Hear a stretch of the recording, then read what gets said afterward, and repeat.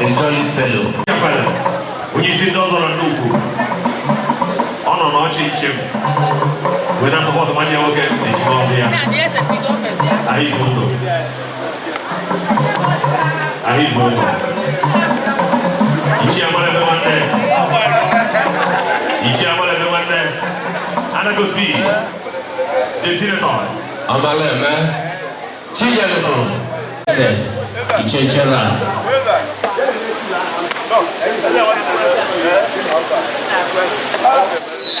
Once a person, Uganda.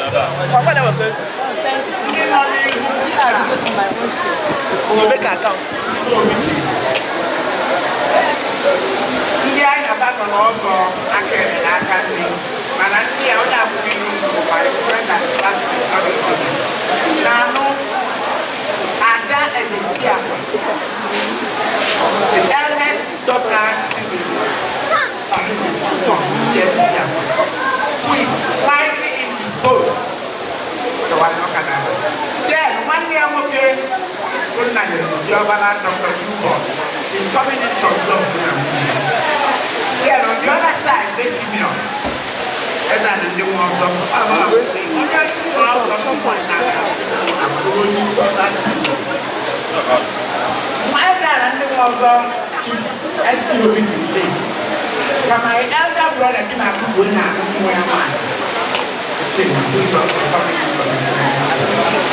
have spoken with all of them. However, we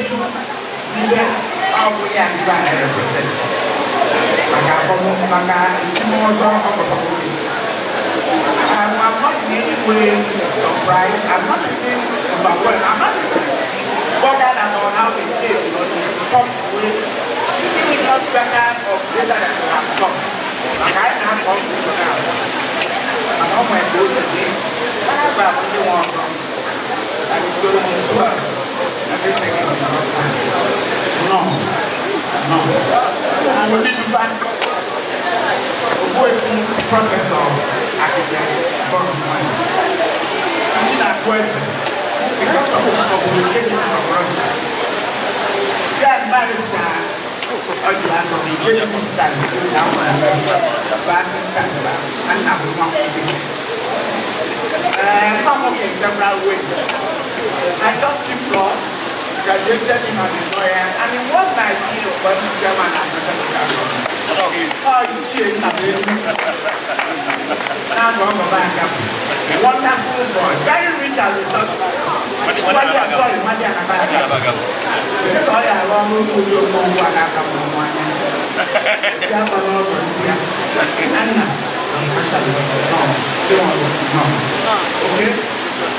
I'm not going to be thank you very much. Our guest probably open a jacket no.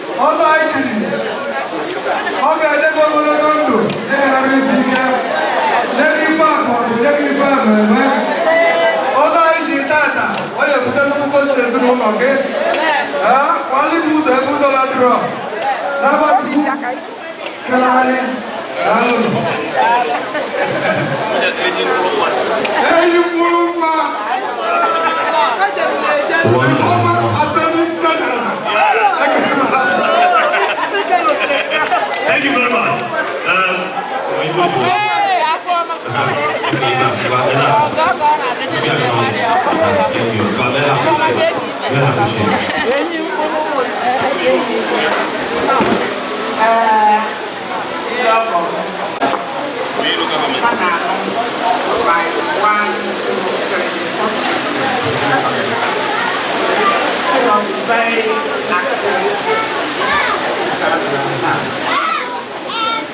my soul and former ally. My daughter, your twin brother, also a woman. And what the Lord God is your brother. And I just want to say,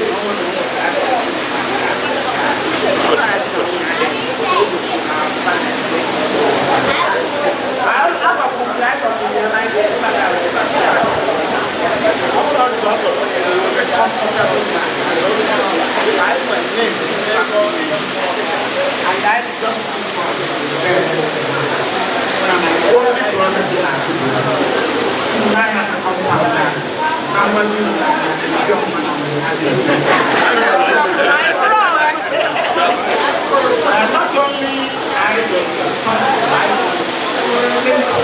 affection. So I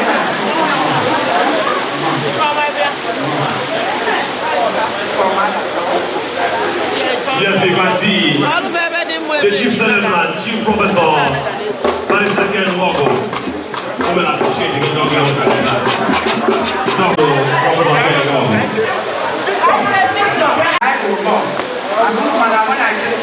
my youngest professor of law. Even intellectual property rights law. Oh, now don't you see? Again, if you have assistant, just was four. The program of intellectual property law, and that 4 others of it. When they down to one Professor Kalu, distinguished professor of law.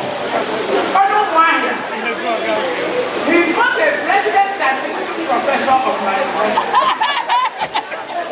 He's a specialist in the law of safety. I'm not of that process. Then Yeri is another professor in the faculty of law. Another one now is closed by so they're very special people. Very special people. Intellectually known. I am doing that to Omata. Yes. Nnukwu. I think we're making a wonderful progress. Professor Bonzo Biadi, you can be all the 6.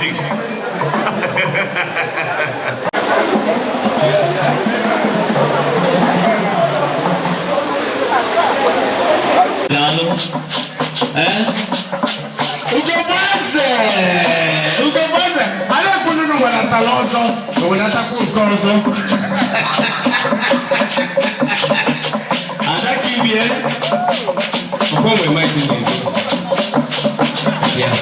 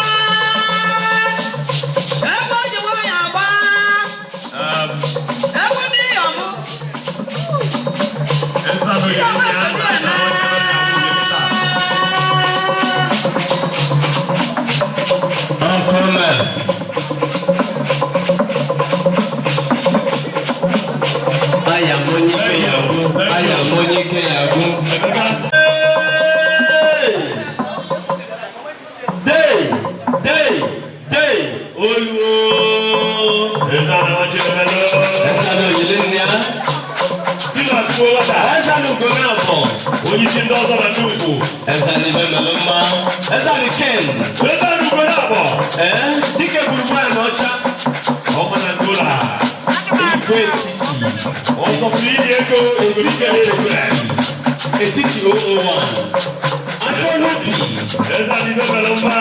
Machine man, esa ni Ken. Esa ni Nnukwu. Team Message Chapel, the Golden Fellow.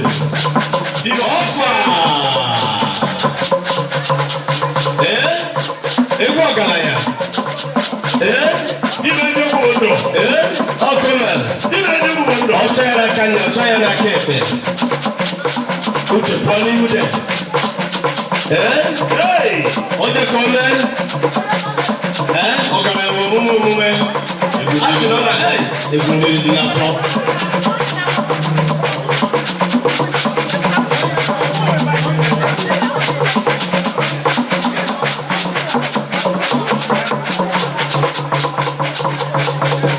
Osisi ọbala.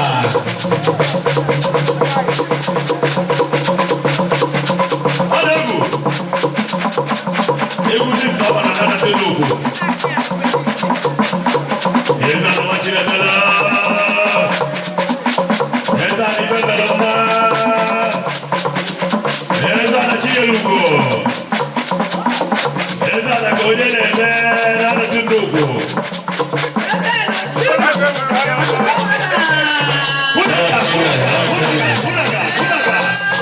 Thank you.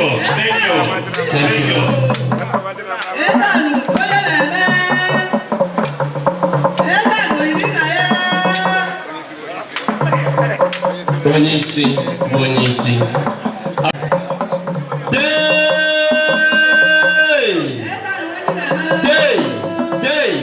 Day. Olu. Esa na wachile melo. Esa na konye leme. Esa na chiye lugo. Esa na beba wima.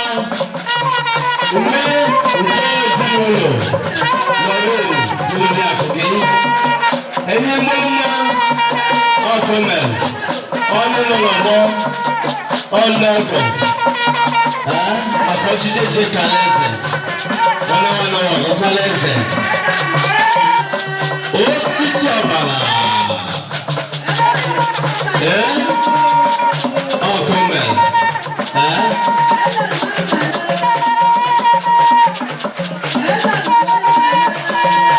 Machileme.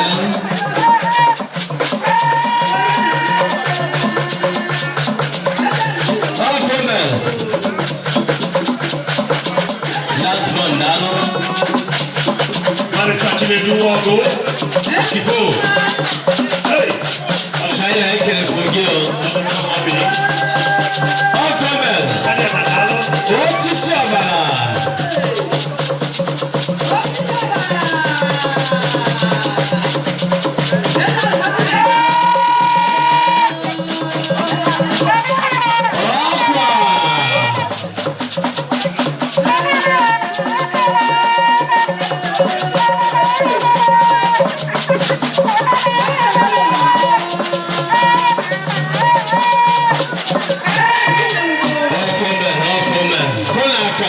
Thank you. Put your hands together. Esana, watching the medal and Ume, Udo Zilolo from Oriri. How about the fear? Ujasia. Hey, ladies and gentlemen.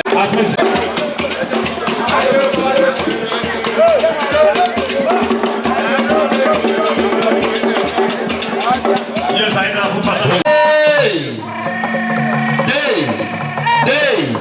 Hey, Olu. All names are for Adazi. All of them are all.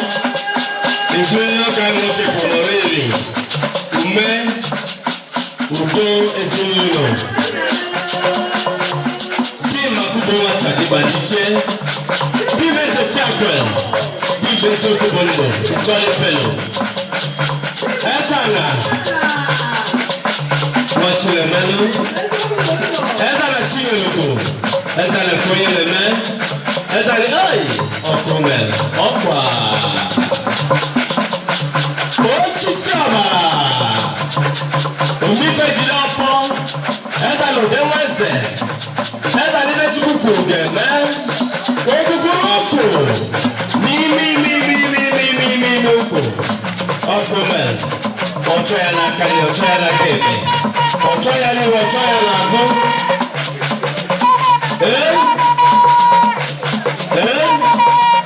Ọnụ ụzọ ọgbara.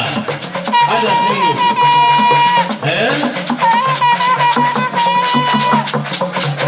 Osisi ọgbara. Ọkwa.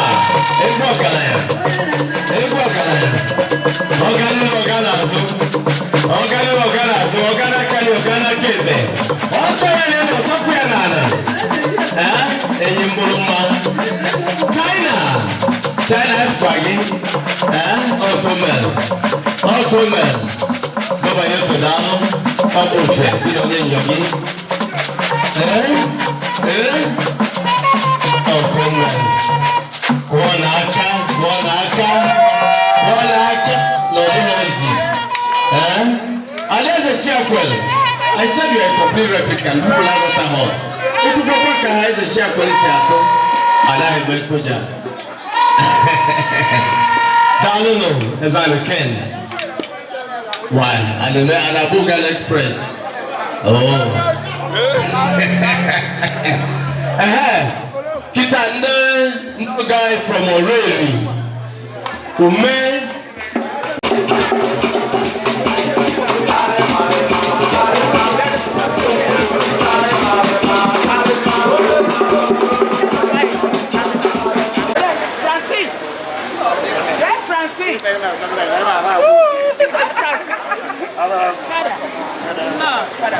Yes, that's Chief Engineer Adele, right? Father. Ogbalu Agidi. Iṣẹ́ ẹ̀ẹ́dẹ̀ yàrá Nnukwu Agidi. Ọ̀dẹ̀bà nínú àgbẹ̀rẹ̀ padà náà. Ṣùgbọ́n ó gbèbí àmà ọ̀bọ̀ òjì.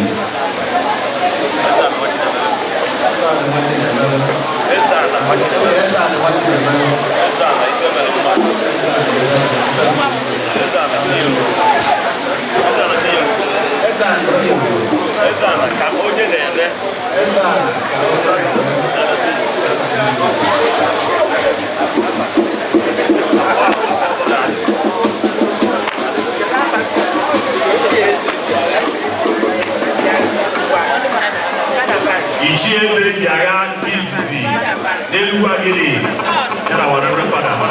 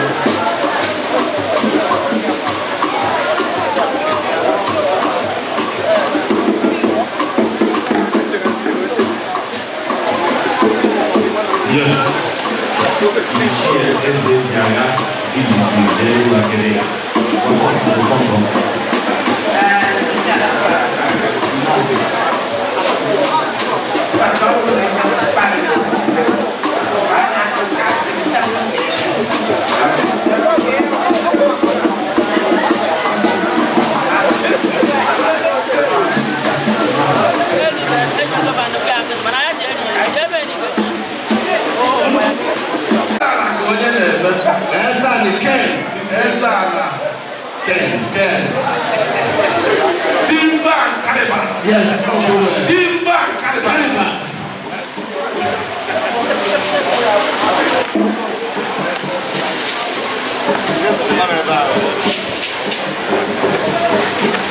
Thank you very much. What you come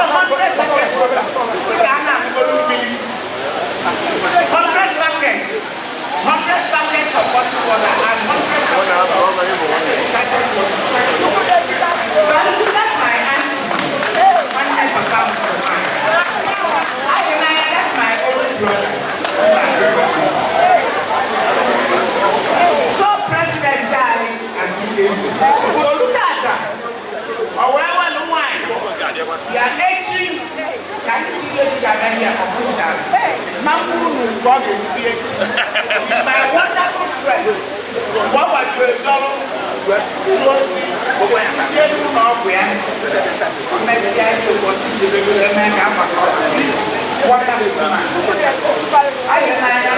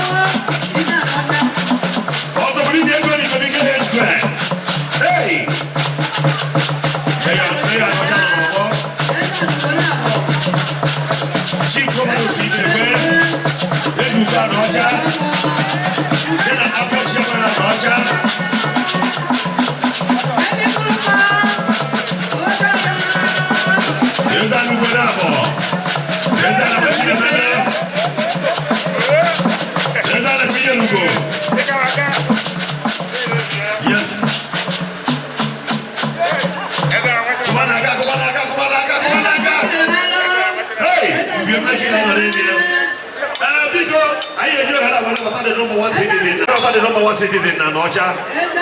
The executive chairman. The executive chairman Anocha Local Government Council. Chief Romanus Ibekwe. Ezuga Anocha. The man behind the success. The man behind the success. Yes. Onyana Matifa. When you are your interact. Okay, I'm the chairman of Anocha. I'm the chairman of Anocha. Hey. Okay, God bless you. Yes, they are not on our board. I will go on board. You go on board.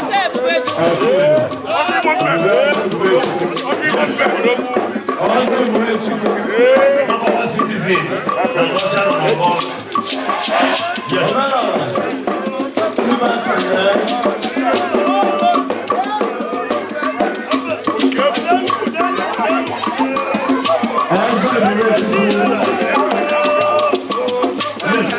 We are happy.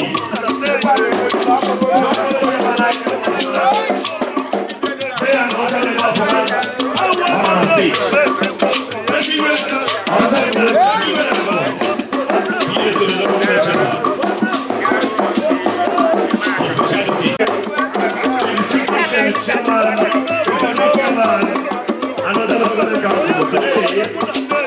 5th of December 2025, on the occasion, taking occasion there, also is an association title of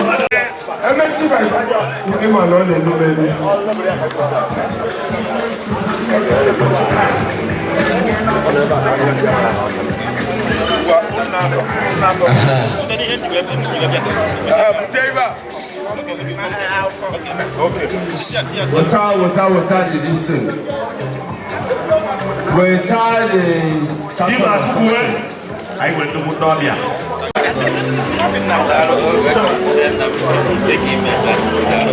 The mayor.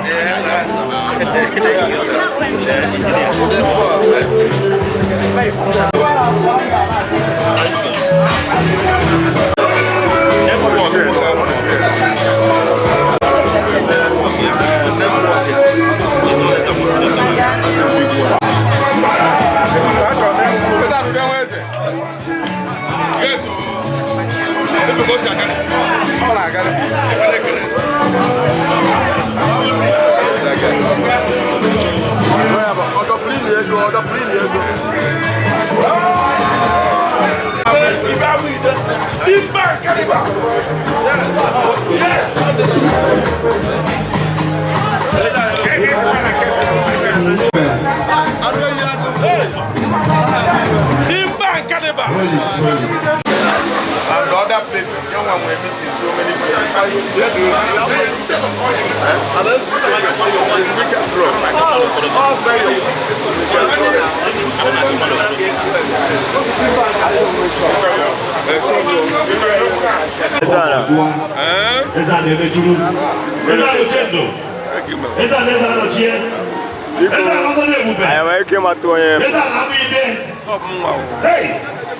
Chief doing the more. Ezan Udengweze. Ezan Mebeki. Ezan Ngatukurie man. Ezan Koroko. Dinimoko. Chico, who was starter? I forget. I forget and the Okumeme. Now you tell about no starter. Yes. Because you never know no starter. Here, now man and uncle was not talking like a cable to also about. Also, only one group was a son.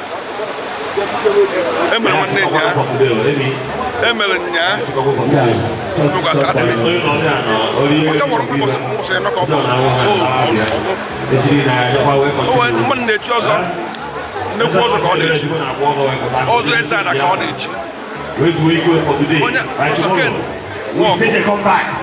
Ken, Ken, one for the also. One on the Nnukwu. Tata. Kita come back to the also. I am not getting back. No, I am going to say. Oswa. Nata. Mano just. ọzọ a na-echi ọkwa kọlchọ ndị Adazi Nnukwu omenala a na-eto kọlchọ ndị Adazi Nnukwu o nwere ihe elele dị na ya ehike obeke anaghị echi ọzọ a na-asa a na-ekwu ochi ọzọ bụ onye nwe ihe a na-akọ maka obodo na-aga n'ihu ndị bụ ọzọ were anya n'onwe ha ekwu ihe a ya eme osikata wee dị na ihe na-ekwu maka Ken Nwogu obigo prọfesọ bụ lọya nnekwuta lọya mana osoghị nkịta aka ọdịka osorozi ya na Adazi a na-eme ele dị ya ike ọ dị prestigious ọ nwere ihe eji egwu egwu yes daalụ thank you so much ọ ga-adịrị na mma thank you ọ ga-adịrị na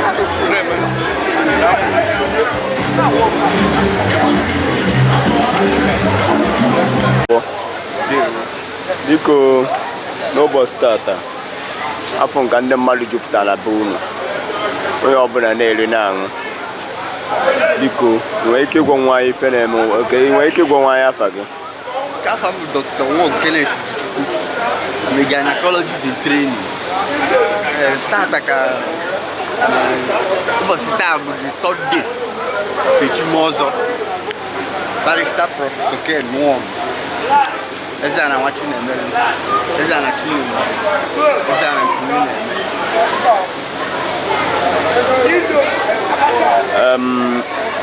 ọzọ ọ na-echi n'ụbọchị taa ọ bụ omenala ndị Adazi Nnukwu omenala ndị Adazi Nnukwu all the highest stage of the highest title dị na omenala Adazi Nnukwu enwefe ji ọkụ wee enwe egwu ga-enwezi ọzọ the highest title ga-enwe ihe elele ị nwere ike ịkọwatara ịdị na ihe nna gị na-eme n'ụbọchị taa ihe elele dị na ya bụ na ọ na-eweta ngozi ọ ga-eweta agamnihu ọ ga-eweta udo ọ ga-eme anya na ọ na-enyu anya ya atụ ụjọ o nwere any positive impact dị na ya na Adazi Nnukwu positive impact bụ na ọ ga-ọzọ akịka oji ga-enye aka so na memba ndị ga-edozi obodo anyị ọfụma nwandewo daalụ thank you.